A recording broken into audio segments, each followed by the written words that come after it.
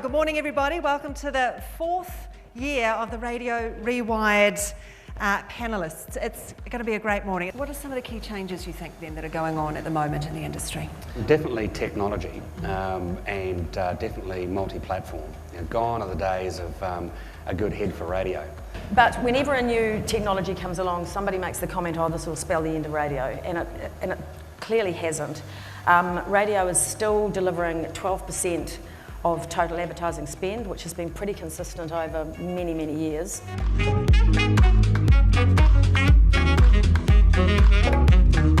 This process was really about figuring out whether there was a way that the New Zealand audience measurement system could be updated and improved. And so we found the diary system that was being used in the UK as a very good model to start from. It didn't take us away from the diary system, but it certainly gave us a much more improved capture of information, to think that we end up with a much better system for really not a lot more money, and something which is going to be much more helpful and believable for both the industry and for the advertisers. Now, if we have a look at the paper diaries, we have an example to come up, just to show you what's involved here. Right. And to be honest, this is a bit of work for a respondent, and this is part of the challenges of coming up with something new. So as well as their quarter-hour listening to each station, it's where they listen, what platform and on what device are all included in there.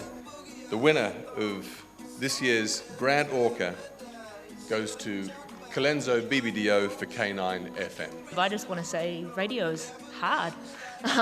Good radio is probably a lot harder, as you guys know.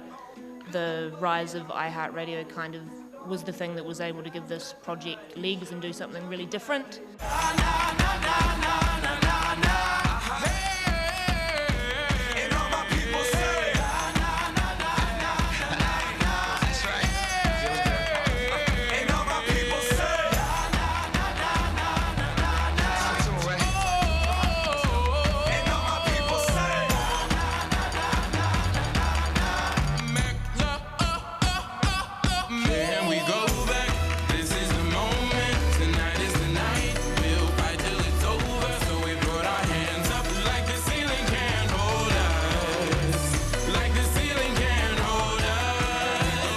Insurance NRL with experience.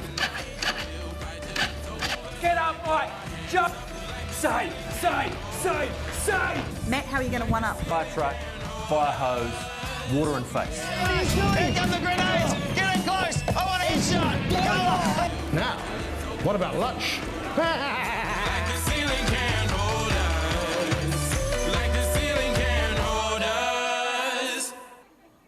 Because radio is so much more personal now than it was like years ago with social media and stuff, you've got to make a lot more of an effort to connect with your listeners, I think. No, I think it's really, the great thing is a lot of kids coming out of school, they're using video in school these days. So they're really comfortable in front of the camera, or they're doing it on their own iPod or iPad, you know, so they're really comfortable doing it anyway. I think it's the way it is nowadays. People don't just want radio. It's like, you know, when we come up with an idea, or if it's an answer to sort of a client brief and stuff, you have to sit there and go, okay, what's going to make great radio? Is that going to translate to video? And I think that's how it was sort of done in the past. And if it wasn't going to make a great video, you just do the audio side. Now I don't think, or I think people can't be scared of making just video content. Not everything has to go on both. You know, we might get a client brief where we might go, okay, cool, you know, we can do something completely separate on air, and then we might make client integrated videos that are just for our website or just for their website. I think it's also quite helpful that you can jump on YouTube and start talent spotting. Dean earlier was talking about personalities being the future of the industry, and that's really what's going to bolster us and let us fly over people like, or companies like Spotify or Pandora. Thanks everyone for attending this, the 4th edition of Radio Rewired. It's been great. You've been great.